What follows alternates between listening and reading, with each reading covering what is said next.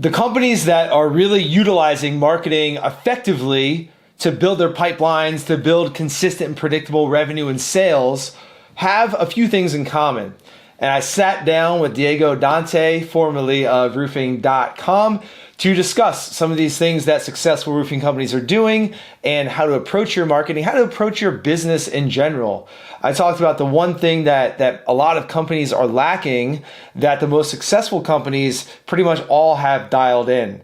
And that thing makes all the difference. So I was very honored to have the opportunity to sit down with Diego. I've been a part of the roofing.com community for a while. I've been a part of the Revolt movement and community and brotherhood for a while. I know those guys really well, consider them good friends. We are platinum sponsors as Contractor Dynamics at RoofCon coming up in 2022. It'll be our third year there. It's been an amazing conference last couple years. And so I just want to share this interview with you that was on the Rise Above show recently. Take some notes and you will be able to level up your business, your marketing, and create the business that you really want. So looking forward to diving in with you here. Welcome to the Rise Above show presented by roofing.com. My name is Diego Dante and we're here with my good friend Joseph Hughes. How are you, man? Man, I am doing excellent. Good to be here. Good to see you virtually. Doing great, man. That's good, man. And, so you're coming at us virtually. You're out of New Jersey, is that right? Out of New Jersey, Jersey Shore. Yep, that's where I'm based. Obviously travel around a little bit once in a while. But, yep, that's where I am, right by the beach. I'm a beach guy. There you go. Yeah. So what time did you get up this morning? I know that you're, really... I see you posting early and I see you, working out early and you're about that lifestyle of, making sure you're on top of it, being a go-getter. So what time were you up this morning? 5:40. So that's every day. You got to win the mornings, right? Because there's like so much chaos that gets thrown at us throughout the day and unexpected things, but we can control our mornings and our evenings. I call them the bookends. So I get up at 5:40 every morning and I kind of have my routine that I go through and make sure that I'm getting prepped and feeding my mind, feeding my body, getting focused for the day ahead. So, right. Yeah. So let's get to know you a little better. I feel like, I know what you're doing now, right? And I feel like a lot of people know you as I want to say like the educational marketing guy, you're the marketer that's not a marketer. Cause I feel like you're not, helping people get leads or anything like that. It's more, you're always giving great content and we'll talk a little bit about that, but I want to get the backstory of how you got to where you're at now. So, you can start by introducing yourself and then giving a little bit of your backstory of how you got to the point that, where you're at now. Yeah, sure. I mean, I like to, obviously everyone likes to talk about themselves and share their story, but I try to do that in terms of like, why someone else would care and why that's beneficial. But to start off, Diego, it's funny to hear, not funny, it's just interesting to hear how other people kind of describe you. Like you said, the educational marketing guy and, you kind of put out, your content and your brand and you do your thing and it's kind of like people make their own conclusions about who you are and what you do and all that. So to me, that's really interesting. So Contractor Dynamics is a marketing training company. We are on a mission to become the with capital THE marketing training company in the construction industry. That's our big, hairy, audacious goal. We started in 2013, so about 9 years in business, which sounds like a really long time in the fast-paced world we live in today. I grew up in my family's construction business here in New Jersey and up in New York City. And as a sixth generation family member in that business, Hughes Marine. And so the company started in 1894, which makes them 128 years old this year, which is kind of crazy. Grew up in that business. My first job was out in the shipyard in Brooklyn, New York, like literally like banging the rust off of tugboats and barges and painting barges and like welding and cutting steel with a torch and driving a forklift. And like, all driving a tugboat, even like all those fun things that as a 14-year-old, like that's pretty awesome. So I spent a lot of time out there in a shipyard, graduated into the office in New Jersey for a bunch of years. And it was an awesome learning experience. That's where I really got to learn a lot about like small business and like doing a lot of different things, right? From sales to marketing to operations to finance to insurance to HR, like everything, manual labor, of course. And just had a passion, developed a passion for it. And I left that family business in 2012. I know not many people leave a family business, especially the one that's been around for over 100 years. I was super grateful for that opportunity. Learned a ton. And I just kind of had this, I wanted to go create something on my own. I had that entrepreneurial bug that so many listeners and viewers can probably relate to.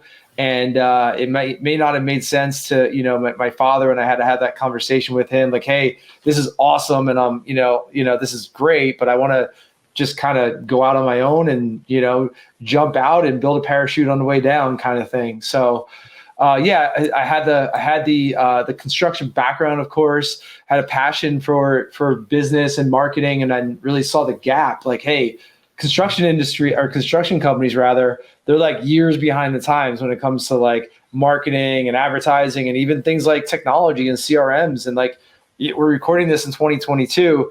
We're still talking about like companies that don't have a CRM and things like that. So to me, like, it's awesome to be able to work with a company or an individual and help them just put a few pieces in place that can transform their businesses and their lives. And it's not too complex. It's really the fundamentals and doing those things consistently. So that's what we do. Our purpose is to help to equip companies with the tools to transform and grow. And that's what we're all about. So that is sort of the short version of the backstory, I guess. How'd you land on, because I know one of the big things that you guys do, it might be the only thing, but one of the big things that you guys do is that, Facebook ads, right? So how'd you land on specifically Facebook ads from, all the other things, SEO, pay-per-click, all that stuff? Yeah. So again, it's interesting to see how people kind of view you. Yes, we certainly lead with social media advertising as far as like the service, the training that we give our clients when they initially come to us. We do have training on Google and SEO and LinkedIn and the whole digital social kind of, briefcase, if you will. Why Facebook ads? Why social media? Gary V, man. Gary V started talking about it back in 2017, one of my mentors from afar. And he's like, yo, this is the opportunity. This is where to be. Like, I went all in on that myself as a business. And we said, hey, there's a huge opportunity for contractors to do this. Like any local business, you can own your market just by like going all in on this. And that was really it. Like Gary planted that seed and we just went all in on that. And that's what we've done. I'm not the guy to tell you that, there's only one way to grow a business. There's only one way to market your business. There's different things that work. Google works amazingly well. LinkedIn works amazingly well. Social media ads work really well. We just focus on that one thing in particular as far as a lead in with our clients, because that's where companies in the construction industry, or really any company, that's where you can really truly build your brand and get people to know who you are with your videos and your visual content and things like that you can't really do with like Google ads. And it's a way to get like pretty quick traction without a whole bunch of money invested. I love Google. Google, again, it's like your ads are only a few lines of text, right? So you're not really able to like show people who you are, differentiate, build that know, like, and trust. And then Google ads they are very expensive if you don't know what you're doing in the roofing and contracting space. So like to start with that with a new client, like that's a hard buy-in for them, right? It's like, hey, we're going to do this thing. It's going to cost a lot of money. It's going to be painful for a little bit. It's going to pay off. Whereas with social media ads, it's like, hey, you can come in and we can help you. We had a client last week, a contracting company down south in Mississippi. She joined our program on Wednesday. She was up late Wednesday night. She's a marketing manager at a contracting company.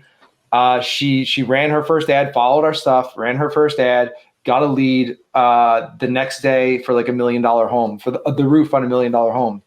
And so like, that's just a very small sample size, but like, that's the power of this stuff. Like, it doesn't take a lot of budget or a lot of like, brain power, honestly, to get great results. So I think, I alluded to this earlier, but obviously one of the things that I feel like you're really good at is just being educational. And you've set yourself up as an expert in this field of marketing, where people are always, expecting your tidbits of information of how we should do certain things, right?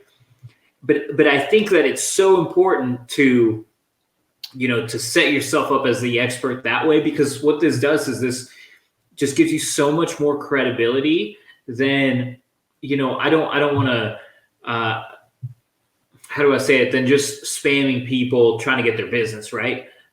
I feel like you're probably getting way more qualified, you're getting way more valuable relationships out of what you're doing. And just thinking to contractors, how this applies to them of, I guess let me phrase this as a question. How can a contractor educate their customer base and use that as a way to develop leads versus spamming people and all the other, more abrupt ways that sometimes we don't know any better, right? Yeah. So yeah.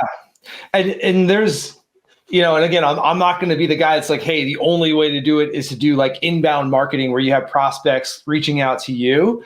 Diego, the same companies, like there's companies that are super successful that do nothing but door knocking and referrals. And that's great for them. You know what they have? They have a repeatable, scalable, predictable system. They know if they go out and knock, 200 doors a day, they're going to get X amount of deals. And they can forecast based on that, right? They have that system for generating their own customers. So whether it's door knocking or whether it's something else like digital or social, like and I know I'm going on a little tangent here, but like every company that's successful in the long term has a system for generating their own business. That might be outbound, that might be inbound, it might be a combination of the two, as a lot of companies that we work with have.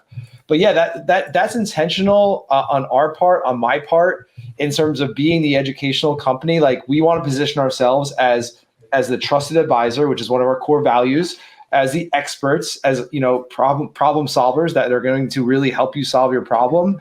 And so, yeah, and that's my personality. Like, I don't come from sales. I'm not the guy, you're never going to see me in your DMs, like pitching you, whatever. Actually, to the contrary, I've got prospects, roofing companies and contracting companies in my DMs reaching out to me looking for help. And like, that's awesome, because it's not just an ego thing. It's more about like, hey, if you're reaching out to me in my DMs or email or phone or text, whatever, it's because you've seen some content, you've seen some value in some way. You're like, hey, this guy Joe, these guys at Contractor Dynamics, they're a little bit different. They're talking a little bit more strategically and not tactfully, things like that. So like, that's going to be a great relationship. And we don't need to work with like, a million contractors. Like, if we get 2 clients a week, that's great. Like, that's awesome. Anything above and beyond that is even better. But like, we're not looking to work with anyone. We're not selling a t-shirt, man. Like, I can sell a t-shirt to anyone, whether you're a nice guy or a jerk or whatever. But if we're going to be working together for 90 days or 12 months, which are our training programs, like, there's got to be mutual respect, and there's got to be like, hey, we're collaborating on this. We're working together. And if not, then like, hey, we're not the best fit. And so to answer your question, more pointedly for contractors, it's like, you can go out there and chase business and try to convince people to want to work with your contracting company, your roofing company, or you can position yourself as the perfect solution for your ideal client's problems, right? Like, what do people want? They want simple, they want stress-free, they want an easy process. They don't want any BS or nonsense, right? So how can you communicate to your market in a way with your content that gets them to say, hey, these guys are different. Like, Diego's roofing company is different because, they're showing me, they're educating me, they're helping me make smart decisions, and I trust those guys. 70% of the buying decision of any consumer for any industry, 70% of the buying decision is made before someone ever reaches out to a company, right? So people are, we're the same, right? Like whether it's buying a pair of sneakers, whether it's buying a freaking notebook on Amazon, whether it's buying a roof, we're looking at reviews, we're looking at different companies, we're looking at websites, we're looking at social media profiles. And then we say, okay, these guys look legit. Diego's roofing looks legit. I'm going to reach out to him because I know, like, and trust him. And so that's the way that's a huge opportunity for any company out there, especially in the contracting industry where like so few companies are actually doing that. So that's a long-winded response, but there's a lot of directions we can go there, but like, I want to open people's eyes to that opportunity. Like, you don't have to continually chase business if you position yourself as the trusted advisor. And trusted advisor means like, whether or not, Diego, you come to me as a prospect, whether or not, you do business with us or you join our training program, I'm going to help you improve your situation, your life, and your business, whether or not we ever talk again, right? I'll give you some info, some knowledge. I'll send you a link to one of our videos. I'll send you to another company that can better serve you. But like, that's how you win long-term. And that's how you help other people win, long-term. So a couple of things that I noted from this. The first thing, I have an example from one of our guys in Revolt, Ryan Frieda. He's got a company out of Charlotte, Northline Roofing, and he's got a guy working for him. His name is Will. Shout out to Will if you're listening. Will killed it this last year, right? And he did so freaking well. And I went to their company retreat because it was up the street from here. And we were talking about, he was telling me that his biggest thing was he wanted to become the most knowledgeable roofer that walked into the client's door.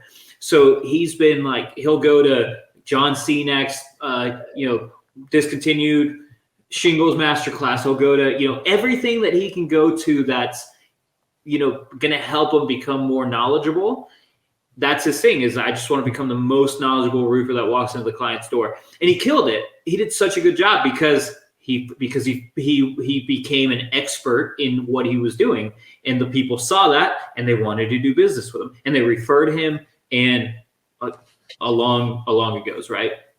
So the second thing that I was going to bring up was that we have this thing that we always teach here at roofing.com called the trifecta of lead generation. And I don't know if this is something that Hunter came up with or whatever, but he's who I've heard it from. And it's basically, it's the ideal situation of, how to generate leads for most companies. And most companies are really, really good at, or companies that are doing well are typically good at one, and sometimes really good at two things, but typically never good at all three. So it's at the top, you have door to door, you have digital marketing, and you have relationships, right? So some companies are really, really good at just door to door, and that's what they focus, that's what they focus on.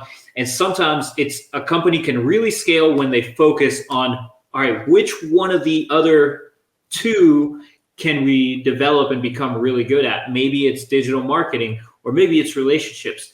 But most companies don't have it figured out all the way to where they're really good at door-to-door digital marketing and relationships.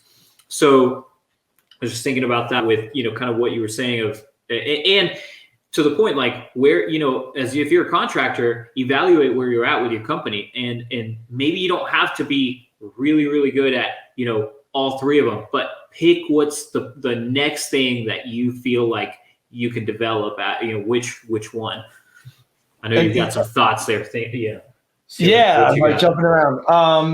Like that. I love that. I'm writing that down. D to D. So it's like D to D. That would be like, I would consider that like outbound, right? You're going out there, digital, and then relationships. I think relationships would be something that everyone should have, regardless of the other two. And I would definitely frame that, and I really like that. I'd definitely frame that in terms of like the context of your business goals, like what you need. So naturally, as you're going through those things, Diego, I'm thinking about our own business and what, how we stack up with that trifecta. Relationships, very strong. I mean, we're blessed to have relationships in the industry, such as you guys and others. that generate referrals and things like that, opportunities to get on podcasts. And that's awesome. Digital, well, I mean, hey, we better be good at digital and social because that's what we do. And then D2D. So for us, that would be outbound.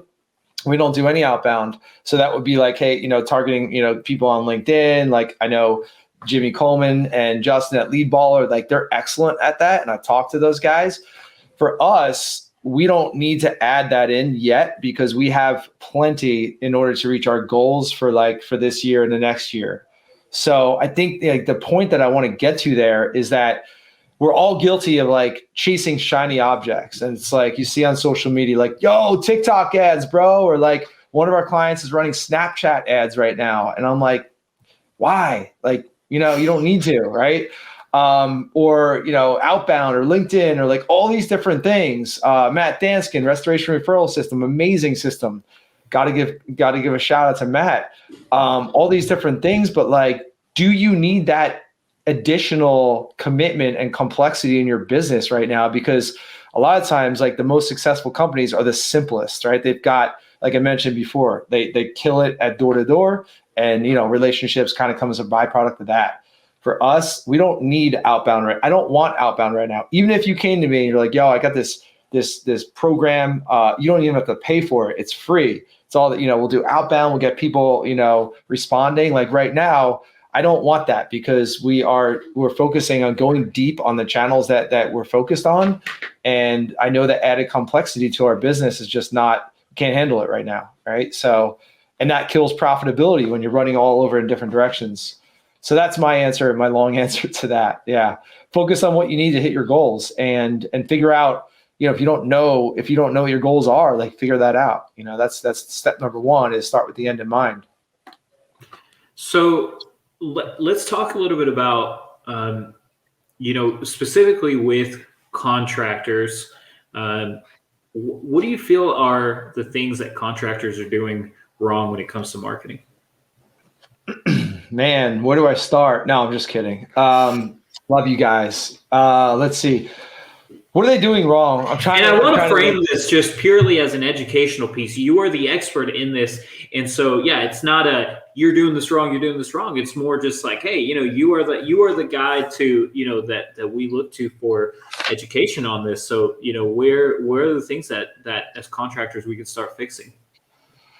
So I'm just, trying to think of like the clients that come to us when we first start working with them. We onboarded 2 new clients yesterday. So I'm just trying to put this in like real world terms. And I would say pretty much across the board, it's like being too tactical and not strategic. So it's like, hey, I ran this Facebook ad and I didn't generate any results. Or another one of the DMs I have in my inbox right now from a roofing company owner, asking about like automation and CRMs and whatnot. That might be the right question, but he's asking me my opinion about this certain solution. And so I'm going to respond to him and be like, well, like why? Like what do you think you're missing in your business right now? Like, is it really that you're missing, like you need automation, or do you need more leads or sales? Like he was kind of all over the place. And I think that when you're all over the place, it's too easy to be tactical, and just look at like these myopic, like narrow focused solutions where I think everyone, including myself, like I had a coaching call yesterday where one of my coaches asked me some tough questions about, what I want and why. And it's like, I don't know, I gotta, put pen to paper and go figure those things out. So that's the biggest one. I know it's not like the most pointed answer, but it's like, get clear on what you want and then be strategic. It's like, what's the ideal client for you? Like that. And we go through this, like the first step we go through with all of our clients, pillar number 1 of the marketing machine. We have 5 pillars. Pillar number 1 is that foundation, getting clear on your ideal, like perfect projects, the perfect clients.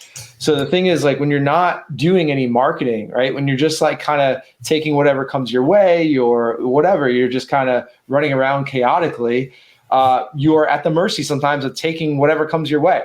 That might be a 20 square roof that's an hour away that you don't want to deal with, but like you don't have a big pipeline, so you're going to go deal with that. Or if you focus on roofing and then Mrs. Jones asks you to do her siding as well, you might be like, yeah, I'll do it because I want to make her happy. But like, there's no strategy behind that. Like that's actually a detriment to your business.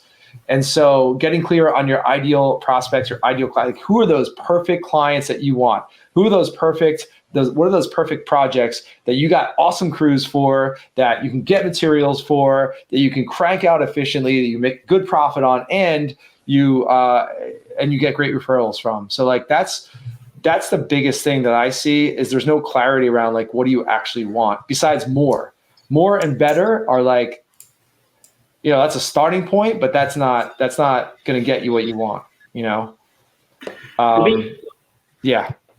I got another question too. This is something I see all the time of people try new things. They have this new strategy and then they try it out for a couple weeks, a month, and then they give up on it. So what is the appropriate amount of time that you should stick to something, like a marketing strategy, and tweak it and try to work on it until you deem it, not useful or until you scrap it? That's an awesome question. It's going to differ by channel. And so there's a few variables on this. And I actually posted that post I wrote yesterday inside the Revolt group was about this. It's like, how do you know you're hiring a marketing company that's actually going to get you great results? Or if you're doing it yourself, like to answer your question, like how long should you try something? Number one is like, you've got to define success. What is success and how do we measure it? All right. So whether you're doing it yourself, it's like, we're going to try Facebook ads. Like, what is success? What do we want out of it? Do we want 10 leads a week? Want 40 leads a week? Like, what is that? Are we looking for brand awareness? Are we doing it for recruiting? Like, what is success? And how are we going to measure that? If you're working with a marketer or marketing agency, marketing person, whatever, that's helping you do this stuff, which I know is like most people out there, especially this time of year in March, like you're looking to, hire the right marketing company to help you hit your goals this year. The number one question to ask them is, what is your strategy? What is your process for continually analyzing and adjusting the data so that we're not doing Facebook ads for 2 months and spending 10 grand a month or $5,000, $1,000 a month, whatever it is, until we have a meeting about this and say, oh, did it work or not? It's like, no, you should have a weekly tracking mechanism that you're tracking weekly, whether it's SEO, Google ads, Facebook ads, direct mail, where you can look at that data on a weekly basis and say, this is working great. Let's keep going. This is not working at all. Let's kind of go back to the drawing board. Or the most typical answer is, this is working pretty well, but we can make these adjustments to make it work better. And then next week, we're going to hop in again and look at the data and see, and then improve from there. And so what we found is like daily is too frequent. Monthly check-ins and data analysis is way too long. Weekly is a good cadence. Like that's a good realistic cadence to be able to look at the data and say, hey, we're on the right track. We're going to make adjustments. It's the same thing in sales, right? You have sales meetings every week. What do? You go over objections. You go over people. Why are people hesitant? Why do people go with us? What questions are people asking? How can we improve our sales process to close more deals? It's the same thing with marketing. It's like looking at that data. It might be digital data and not that qualitative data from door to door or whatever, but you've got to be looking at it on a weekly basis. So how long to stick with something? Just give a blanket answer for any sort of strategy. You're going to know, you should know if you're analyzing and adjusting within 30 days, if this is something that's going to be fruitful for you. I know things like SEO, it takes a little bit of time. I would say 90 days max. Like if you're working with a marketing company or marketer or whatever, and it's been 90 days and they're like, yeah, Diego, like, I'm still not sure. Let's just try to test these few things, or I think we need to spend more money to really get some good data in. If it's been 90 days and they're still pulling that crap, then run, like done. Like 90 days is plenty to see like what if something's going to be successful. So that's my answer. I've got two more questions for you. So my next question is, what are some tips for contractors to be able to get more content out? You're really good at getting, I feel like you're at least getting daily content in, sometimes multiple times a day. How can contractors, what are some strategies that contractors can, maybe fit in their schedule or whatever that looks like to be able to get more content out? You got to prioritize it. Hey, we all have so many different things to do, right? So it comes down to not time management. You're not going to find more time to do it, right? You're not going to get home at 10 o'clock at night or when you're done with your estimates or whatever, and then find time to do social media content. It's not going to happen. So you've got to put it in your calendar, and you've got to say, hey, I'm going to hold myself accountable to doing this. One of the only ways it's going to get in your calendar is if you are bought into the process. Like if you really believe that it's going to work and you're following something that's proven, it doesn't have to be our training program. Just follow, something that you believe works. Maybe it's Gary Vee, maybe it's, roofing.com has some good educational resources. Just follow something that works. Really get bought in and say, hey, I'm going to do this. I'm going to put my head down. I'm going to do this every day. I'm going to put it in my calendar and get it done. And then really, I would challenge any contractor to post once a day, right? That's not very hard. Post once a day, 3 days a week. I know it's like, hey, my goal is 3 days a week or 5 days a week. Like there's a lot of noise out there in this world. Like you got to be in front of people, right? So daily is not too much to ask. Now, what I do is we put out like 5 to 10 pieces of content a day. A lot of it's repurposed, right? We'll have the YouTube video. We'll, have a written version. We'll post in different groups and things like that, Instagram, stories, reels, all that. What I do is I batch it. So like every Monday morning, every Friday morning, I have 3-hour block where I'm creating content. And so create that content on Monday morning for the week. And then it's basically copy and paste, hit publish, hit post, whatever. So that way I'm not like, it's very efficient. So I would encourage that. Carve out, 1 to 2 hours a week, create content. And you can either schedule it out with different apps like Hootsuite or Buffer or Sprout Social, things like that. Or like I just do it manually because I like to make it contextual to the different platforms. I think there's a lot of value in that. But batch it out, hold yourself accountable, and I have a daily checklist. I've been doing this for years, and I still have a daily checklist for things that I do in terms of content, business development, reaching out to building relationships with strategic partners and things like that. So like have a checklist and hold yourself accountable and don't go to bed until you do that every night. Like it's simple, but not many people do it. One of the big things that I've seen, like for me personally, is especially now with having the podcast, for me, it's easy now to just be able to clip a minute of it and just throw it up on Instagram, throw it up on TikTok, and then I'll throw it up on Facebook. It's the same thing that just goes on all 3 platforms, right? And so every day I'm like, all right, I got to get 2 clips for tomorrow that I can put out, right? And I'll put one in the morning and I'll put one for the end of the work day, right? So I've been doing that, trying to get more content out because I feel like that's been kind of working for me. And I've been trying to see how that looks like. And so, if you're a contractor, and one big thing, like I was having a conversation today with someone on Facebook about either, starting a podcast or trying to get on other people's podcasts and then being able to repurpose that content as well. Right. For me, I feel like now it's, we got a lot of content that I can clip up, and it's valuable to be able to do this. But maybe if you don't, to be able to get out on other people's, other people's podcasts and being able to clip it and stuff like that. So I don't know if you have and you got to figure out, again, start with the end in mind. Like, what is the goal? Like, who's your audience, right? So it's like, if you're a local contractor and there's a lot of podcasts in the industry, and we've had a lot of our clients on and a lot of roofing company owners on our podcast and as have you, right? Their objective there, what's in it for them? They're not looking to, they know they're not going to reach their local market by being on my podcast, right? But like their thing is like, they want to have an impact. They want to be able to educate others in their industry, maybe help others out to not, make all the mistakes on their own, things like that. If you're a local contractor, like how to create content, just be like, if there's a local podcast or things like that, then that's awesome. Like there's these two realtors around in my area, Jersey Shore. They have like this basically a show on YouTube where they just interview local businesses. Like that would be amazing to get on that as a local business. And that's awesome marketing. Short of podcast though, like a simple thing to do to answer the question. I don't know if you're asking it, but like what I heard is like if I'm a contractor, I know I have to create content. Diego and Joe are talking about it. Like I'm in, let's do it. Now, what the heck do I create?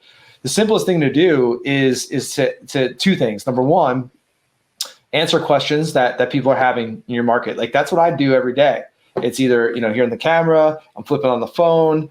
And it's like, hey, I talked to Diego at Diego's Roofing. He had this question about like running Facebook ads. I gave him an answer, but I figured it would be valuable for all of you to hear it as well, because I know that that's a common thing, right? So if you're a contractor, you're dealing with homeowners, like those are your clients. It's like, hey, Diego and his wife had this issue with their roof. We went out there and we did our 12-point inspection and things like that. We determined that it was past its useful life and had damage. So we gave them a few options. They ended up going with this brand new GAF Timberline HDZ. And now they got this beautiful new charcoal colored roof with a 30-year warranty. And best of all, the peace of mind that they don't have to worry about the roof over their heads.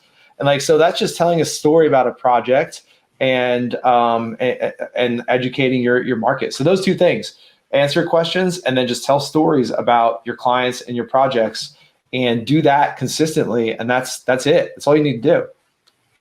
I got to give a shout out to one of our guys here. We share a building here with Cornerstone Construction, and they one of the Cornerstone guys this morning posted a photo of them on top of a roof where they couldn't get the hover wouldn't come in, the Eagle View wouldn't come in. They couldn't get any of those, so they got up on this.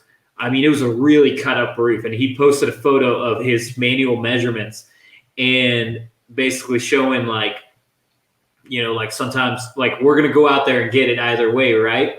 But it was really cool. And the guy had a lot of likes and a lot of interaction on there from people just saying like, wow, you guys are going above and beyond, because we're going out and we're like, measuring the roof that's really cut up and all this stuff. So yeah, to your point, cool. Making sure that you're, just figuring out those ways to put out content and what you're doing and the things that you're doing for customers is key. Yeah. And like I say all the time, like, yeah, as contractors, you've got the subject matter already. Like you're out there on projects, inspections, estimates every single day. Right. So it's easy just to flip on the phone, the camera, be like, hey, here's what we're doing today. Here's why we're doing it. If you have this type of issue, then like, here's a way to solve that problem, so it's very easy for guys like me and maybe you, Diego. We're not out on like job sites every day. Like when we go to events, yeah, it's easy to get content at events, but like when we're not at events, like now in the video studio, like I got to be more creative.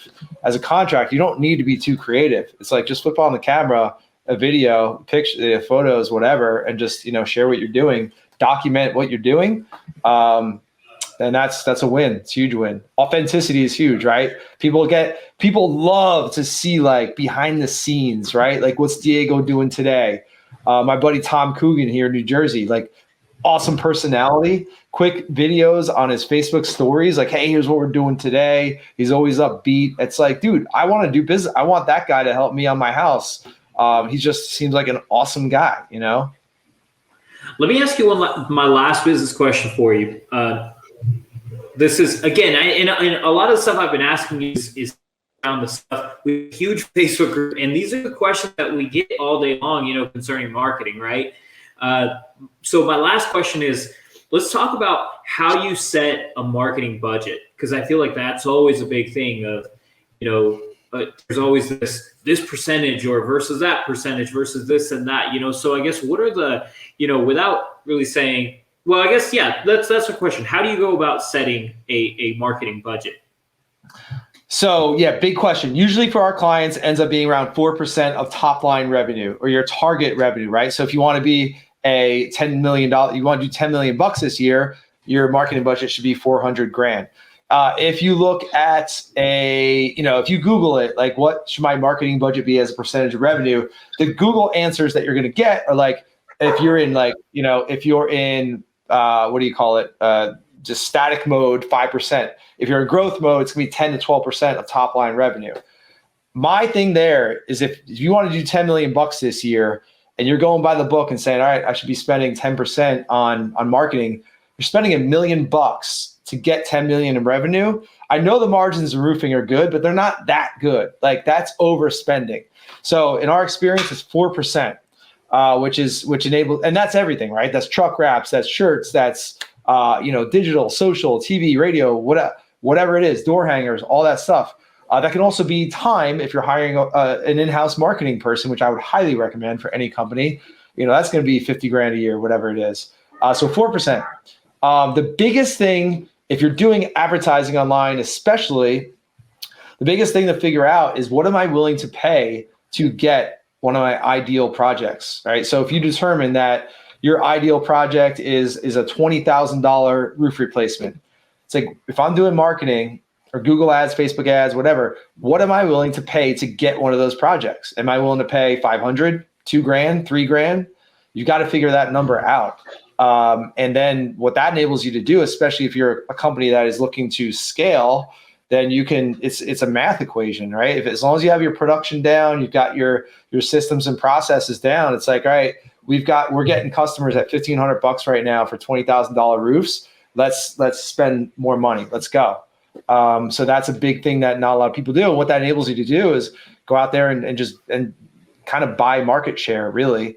A lot of solar companies do that because solar is very, it's very scalable. So like the solar companies, they have a lot of them, the good ones, like they have that down. Like they know on their different marketing channels, like, yeah, on Facebook ads, it costs me $1,500 to get a deal. When I'm buying leads, it's $2,200. The industry average is 3 grand, whatever it is.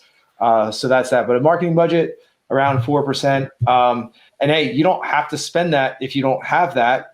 That means you just have to spend time, right? There's a scale of time and money. If you don't have the money, then hey, I hate to break it to you, but you got to spend the time. And then the caveat to that is even if you have all the money in the world, you still have to spend time. You can't just spend money and not spend time. You've got to spend a combination of the two, right? So that's my answer. I hope that was valuable. Yeah, no, for sure. Well, let's get to my series of rapid fire questions. I have, we started the Rise Above show to be able to talk business, talk life, talk personal stuff also, so my first question is, what is a big failure that you've had in life and how were you able to rise above? Oh man, I don't know if I talked about this publicly at all. Like the first thing that comes to mind is like, I was a huge basketball player growing up, AAU basketball, played nonstop. I ended up going to this high school it's one of the best one of the best high schools in New Jersey, and a great basketball program. And I was coming from a big fish in a small pond in terms of my town and going to this school that was like a private school. And I was a little fish in a big pond. I got cut. And like, that was my identity, man. Like basketball is my identity. Fortunately, I also worked hard in school. So that was a big lesson for me. I doubled down on school. I ended up going to a better college than I would have if I just stuck with basketball, and I got a better education. So I guess that's a win. But that was tough, man. I remember I had an old 1988 Nissan Stanza. I punched the steering wheel after I got cut, broke the steering wheel. That was a big setback. And then you ended up going to Brown, is that right? I went to Boston College. Boston College. That's yeah. Right. Well, I appreciate you sharing that story. That's very, a lot of times I love asking that question because people, people relate to people that are real, and it's like, there's always a backstory to someone. And so I appreciate sharing that. And I do, sorry, do you mind if I jump in? I got to add something to that. Now that our son is almost 10 and our daughter's 7, and they're very much into sports, like that is going to happen to them, like 100% at some point, right? And so you look at things like that, and now as a parent, you look back, like, all right, well, maybe that experience was me going through that so I can better coach my kids through that, So it's just funny how the world works. I love that. My second question is, how will you know that you've succeeded in business? Man, good one, brother. For me, it's about impact. It's not about money. It's not about how many employees we have or clients we have or anything like that, or what stages I'm on. It's I don't think there's no end line. I know that I'm playing the infinite game. But when I succeed is like yesterday morning when one of our Facebook groups, one of our guys in our mastermind, he's like, hey, that exercise we went through was like, transformational for me. Like I have so much more clarity in my life and everything like that. So it's just those things, just stacking up as many of those as possible. That's success to me. So in my mind, already succeeding. It's just how many more people can we impact. So that's success over. So John, we had this event with John Maxwell. And I wanted to share this with you. People are getting tired of me hearing this quote. It just impacted me so much that every time I get a chance to pull it up, I just have to share it. So John Maxwell said, "Success is about me. Significance is about others. I hope you have both, but I hope you don't stop at success." And then he said, "Success does not guarantee happiness. I don't know anyone who's unhappy living a life of significance." And the last part of it is, once you've tasted significance, success will never satisfy you again. I mean, I was literally like writing it down as he was saying it. It was just so impactful to me. So just to that idea of, yeah. All right. My last rapid fire question is, what is a book that's changed your life? The Slight Edge, no hesitation, probably my favorite book of all time. It's how I live my life, how I run my business. The Slight Edge by Jeff Olson. Amazing book. We'll add that into the show notes. All right, Joe, before we head out, if someone wants to find out more about you, where do they go? What's the best way to connect with you? Yeah, good question. ContractorDynamics.com is our website. We've got some free training on there. You can look at all our social platforms from there. A lot of videos, a lot of good content, as we talked about. On a personal level, my personal Facebook is where I post daily content. So some pretty good stuff there. So business, Contractor Dynamics, personal, go find me, Joseph Hughes on Facebook, and let's connect. Yeah. Well, Joe, I appreciate you. And to anyone who's stuck around and watched the whole episode, we really appreciate you. We will be dropping more episodes of these. Right now, we're dropping them twice a week, Tuesdays and Thursdays.